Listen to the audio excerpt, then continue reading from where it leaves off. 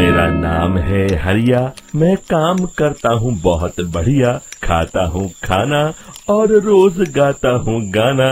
अरे यार, आज तो बहुत देर हो गई। इस खतरनाक जंगल को देखकर तो मेरे हाथ पैर ठंडे हो गए हैं। अगर मैं वक्त पर गांव नहीं पहुंचा तो मालिक बहुत नाराज हो जाएंगे। तभी हरिया को एक आवाज सुनाई देती है। सुनिए हरु जी। अरे, ये आवाज किसने दी? तभी हरिया को सामने कुछ दूर एक औरत खड़ी दिखाई देती है। अरे भाई, ये औरत अकेली इतनी रात को इस जंगल में क्या कर रही है? चलकर पूछना पड़ेगा। फिर हरिया अपनी बैलगाड़ी उस औरत के सामने लाकर रोक देता है और उससे पूछता है। अरे सुनिए, आप इतनी रात को इस खतरनाक जंगल में अकेली क्या कर रही हैं? तभी वो औरत मीठी आवाज में कहती है, अरे हरु जी, आप आ गए। मैं कब से आपका इंतजार कर रही थी। वैसे तो यहाँ से काफी लोग गुजर चुके हैं, लेकिन मैं खास आपका इंतजार कर रही थी। अच्छा, तुम सच कह रही हो?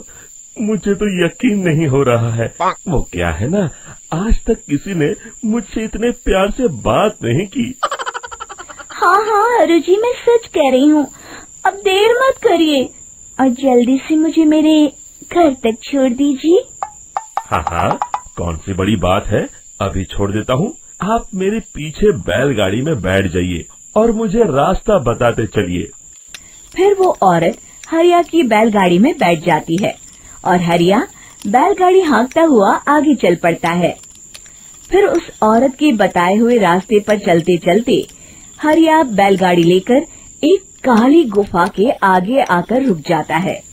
हरिया उस औरत से पूछता है, हाँ देवी जी, आपका घर कहाँ है? यहाँ तो एक गुफा के अलावा और कुछ नहीं है। तभी अचानक वो औरत हवा में उड़ने लगती है। देखते ही देखते उसका सुंदर रूप एक डरावनी चुड़ैल में बदल जाता है और वो जोर जोर से हंसती है। अरे तू तो एक नंबर का बेवकूफ निकला। तू तो बड़ी आसानी से मेरी बातों में आ गया। अरे मर गया रे, ये तो एक चुड़ैल है। हे भगवान बचा ले, ये तो बड़ी डरावनी दिखाई दे रही है। और फिर अगले ही पल हरिया की बैलगाड़ी में रखा सारा सामान हवा में उड़ता हुआ उस काली गुफा के अंदर चला जाता है और वो चुड़ैल भी उस गुफा के अंदर जाकर कहीं गायब हो जाती है। हरिया ये नजारा देख बुरी तरह घबरा और परेशान हो जाता है। अरे, ये चुड़ैल तो मेरा सारा सामान लेकर गुफा में गायब हो गई।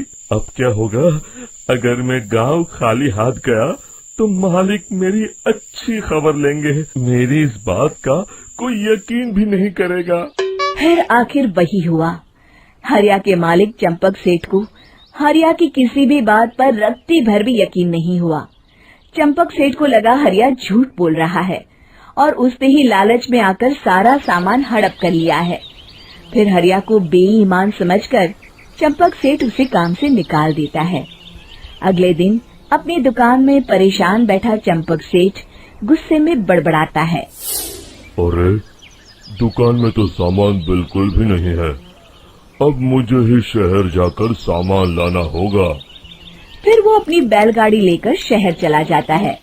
शहर से सामान लेकर जब चंपक सेठ वापस गांव लौट रहा होता है, तभी उसे एक आवाज सुनाई देती है। चंपक जी, ओ चंपक जी। अरे, ये तो कोई मेरा नाम लेकर मुझे पुकार रहा है। फिर उस रास्ते में वही औरत खड़ी दिखाई देती है। फिर क्या था, हरिया की तरह चंपक सेठ भी उस औरत के पास अपनी बैलगाड़ी लेकर जाता है और वो भी उसकी चिकनी चुपड़ी बातों के मुंह जाल में फंस जाता है।